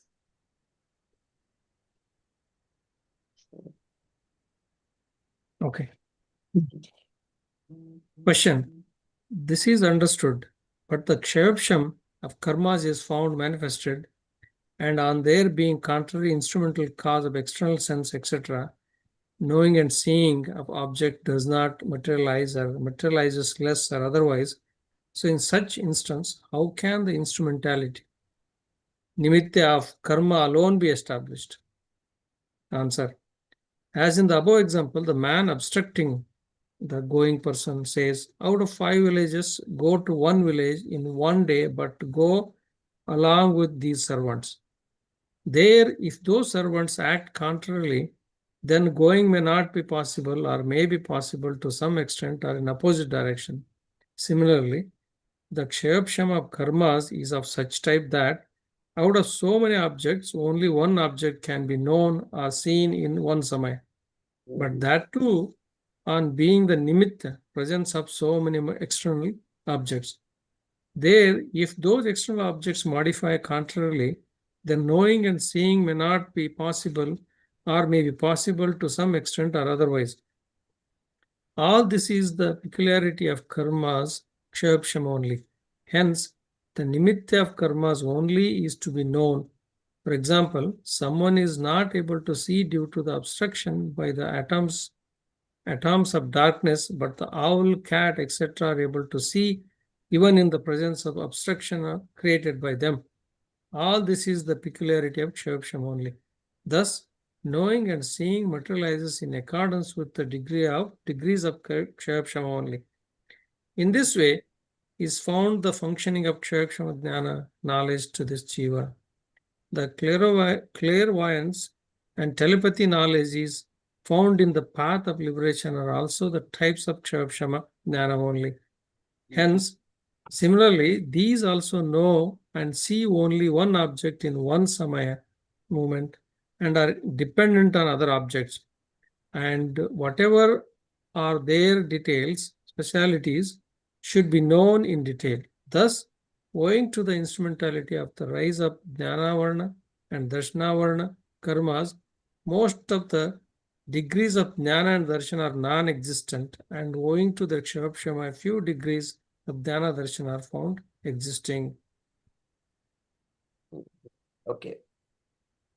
So basically, they're saying that how your knowledge is sometimes has limit and how sometimes it's more and less, and all these they are basically putting into perspective by explaining the process.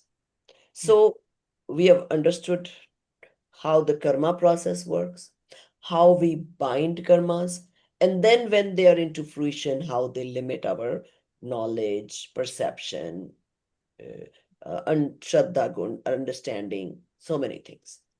So this whole chapter is about that nimitic, that instrumental cause relationship between karmas and soul. Yeah. And how it gives the limitations, and which is the reason for us to get out of all this mode and be completely independent. When we get to that level, then of course we have Keval Gnan, we don't have any dependencies of the karmas, dependencies of Indriya, dependencies of the bodies, none of that then exists. So basically then that would be the ultimate freedom. Anything else you think, any paragraph that is complicated, we can always again read and I can explain. Or you think generally you've understood? Yeah. Okay. And of course, the multiple readings will help you retain the knowledge. I mean, of course, you won't memorize it all until you read it multiple times. And, okay. So let's see. Viraj, do you or Dinesh Parekh, you already read, right? I can continue. Can continue. Yeah. Okay. Interesting. Okay, yeah. Yeah, let's do the Darshan Monia. You read Darshan Monia, then Viraj can start with Charitra if need be. Jiva's condition due to the rise of Darshan Moha, faith deluding karma. Owing to the rise of Darshan Moha, the disposition of perverse belief, Mithyatva Bhava, is caused, due to which this Jiva believes the Tattvas, substance contrary to their nature, in the form of erroneous ascertainment. He does not believe as they are, but believes as they are not. A mass of immaterial pradeshas, special units, possessor of the celebrated knowledge, etc., attributes and an eternal substance is the self.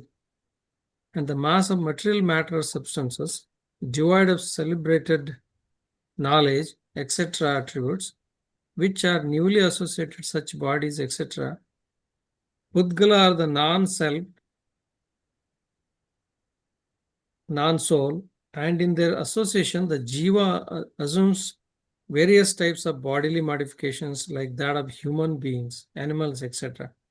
In those bodily modifications, the jiva holds the feelings of I-ness or oneness, cannot discriminate between the self and non-self. Whatever bodily form of modification he obtains, the same modification he treats as to be the self. Further, in that modification, the knowledge, etc., are his own attributes, and the attachments, etc., are the impure alien dispositions produced due to the instrumentality of karmas and complexion, etc., are the attributes of the bodies, etc. Udgalas and the various changes that takes place of atomic particles and complexion, etc., in the body, etc., are the modifications of matter, Pudgala. He identifies all these modifications as to be his own nature. The discrimination between the nature of the self and non-self cannot be possible. And in the human, etc., embodied modifications, the association of family, wealth, etc., is met with. These are clearly different from the self, and they do not act or modify under one's control. Even then, he feels minus in them that these are mine.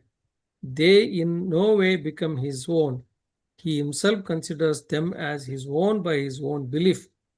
Further, on acquiring human, etc., embodied modifications, he sometimes believes the self-imagined false nature of the deity, etc., or of the tattvas, etc., but does not believe in the true nature as they really are. Thus, owing to the rise of darshanamoma, faith deluding karma, the disposition of perverse belief in the form of non-substantial faith is caused in this jiva, where its rise is found intense.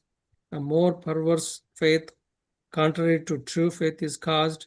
When its rise is feeble, then less perverse faith, contrary to true faith, is caused. So this is a very important one again, because darshan mohaniya is the one that is causing us with the wrong belief. So it's like, that red chashma and green chashma that I talked about. If you have that wrong understanding, wrong belief, you are only able to perceive things in the wrong way or know things the wrong way. It's mother of all karmas, they come. Yes, it's considered mother of all karmas. So because of darshan mohani uday is why you have all the mithyatva. But again, remember, are we to blame the karmas? So the nimitta. Coming back to that, they're only nimit. They cannot force us to have the wrong belief. Yeah. So we still have our own will where we can. But of course, these are realities. There are limitations. Same way, we talked about human life. And because I was in this Pratishtha Mahotsav, they talked about, they were doing Shantinath Bhagwan ka Panch Kalyanak, right? So they spoke about this something called Shanti Dhara. When in the Digambar tradition, when they do the Abhishek, they call it Shanti Dhara. But the real Shanti Dhara means, so in the first 3 aras, there is no religion, because everything is just kalpa vraksha. Humans get born, they get whatever they want, and it's just wonderful life. Nobody even thinks about religion, right? Only in the fourth era, it starts with Rishabdev and all that. Then the Kalpa Vruksha and all those start dying, not giving the fruits, and now people have to work towards, getting what they want. That is when now the brain starts functioning, analyzing all that, and then that is when Tirthankars come about. So even if you took the human life, but there was no knowledge available, no Tirthankar had been there or given this knowledge that was getting passed along, you again don't have the opportunity to even hear or know this knowledge, right? So which happens primarily in the fourth era. And then, so what happened is, so between first 9 Tirthankars, there was no break. So you had the first Tirthankar, he gave the knowledge, and even though he left the body, but that knowledge was keep on going, then second, then third, then ninth, like that. But then between from 1 to 16, there was 7 times they said ki dharm ka viched ho gaya. Means, so one Tirthankar's knowledge was going on, and before next Tirthankar could come, the time span was so big, or whatever happened, that whole knowledge was lost. Nobody could get the spiritual knowledge. So that happened multiple times in between first and 16th Tirthankar. But after Shantinath Bhagwan, the 16th Tirthankar, knowledge, there was no break in knowledge. So he gave the knowledge that was propounded until the 17th came, and then that was propounded until the 18th, 19th, like that. So when Mahavir Swami was born, until then, Parshnath Bhagwan ka kaal chal raha tha. So whatever came in Parshnath's Vani was being propounded, taught, and all that. And then now we are in Mahavir Bhagwan's kaal, right? Tirthankar Mahavir ke Vani mein jo aaya, wo down the generations aaya, and we still have access to all this knowledge. So But then Parshvanath Bhagwan's Vani was only for like 300 years then? yes, Because right. he was around Break. 8th or 9th century People were BC. in Parshnath Bhagwan's era when Mahavir came about. Right, but Jaise Mahavir Bhagwan's Vani is now going on for 2,500 plus years, right? So Yes, Parshvanath Bhagwan is only 300 years maybe. in that sense, yes. But the knowledge is the same. Who it's coming from really doesn't matter. So yes. And this will go on till the end of this 5th era. Then it's all going to be gone. There's none of this knowledge existing in the 6th era. So we are fortunate also to be born in this era when this knowledge is available to us. Then it comes again in the next 4th era. Yes, then it again comes in the next 4th era. Yes. So till the end of 5th era, there will be at least one sadhu, sadhvi, shravak, shravika.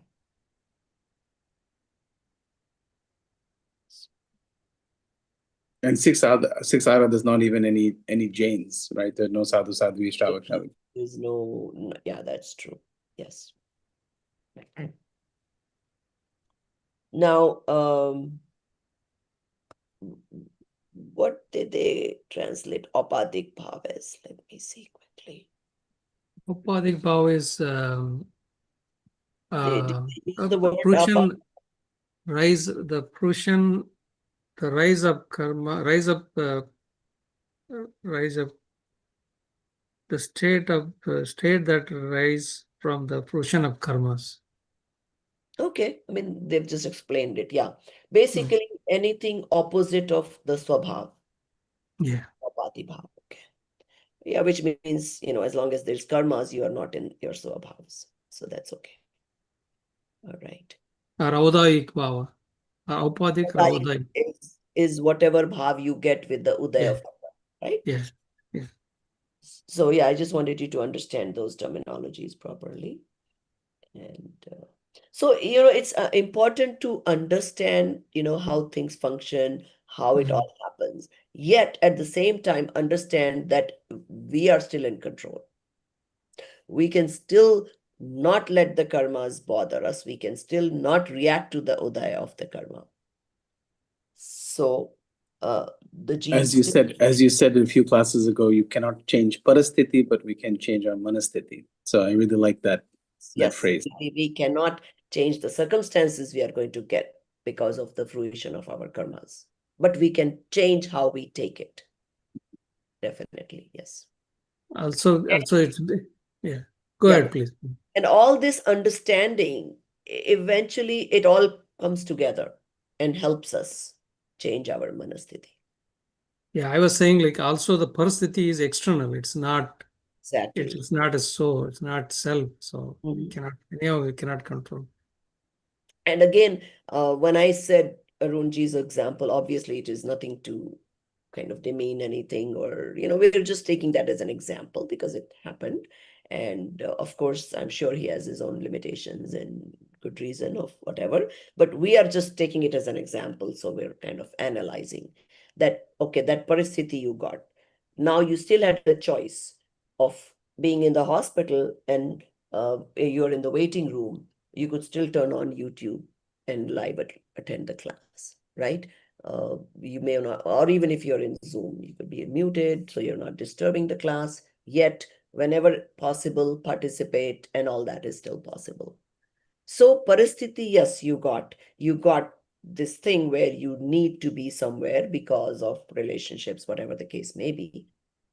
but you could still adjust, make it happen, whatever the case may be, right? So basically, they're telling you the how way things work in terms of karmas. This whole chapter is about all the detailed intricacies. I would recommend that you guys immediately reread these chapters and start writing your summaries. तो उससे क्या होगा ना कि there is too many terminologies, too much to absorb, but this is important material to absorb. Then the second reading will help you retain it. So you've read it once in class. Now, when you read it again, when you read it your own, it settles with you more, right? You can absorb it more. First reading is in class, so if there is immediate questions, at least we talk about it, we explain, it's sort of somewhat clear. But when you again read it, you might get more questions, which is okay. You can bring it to class, those questions. But reread it and try to write few pointers for yourself. So if you forget, you can go back to your notes. You don't have to read the whole chapter again. So we are out of time. So we'll do the Charitra, Moni and all that in the next class. And I'm hoping in the next class we'll finish this chapter also. And I just wanted to talk about a couple of things before, but let me first end the class. Sahajanandi Shuddha Swarupi Avinashi Hu Atma Swarup Sahajanandi Shuddha Swarupi Avinashi Hu Atma Swarup Sahajanandi Shuddha Swarupi अविनाशी हूँ आत्म स्वरूप निज निधि निज में बताई यह अनंत उपकार है इसके लिए जिन वाणी माँ को वंदना शत बार है वंदना शत बार है जय जिनेन्द्र।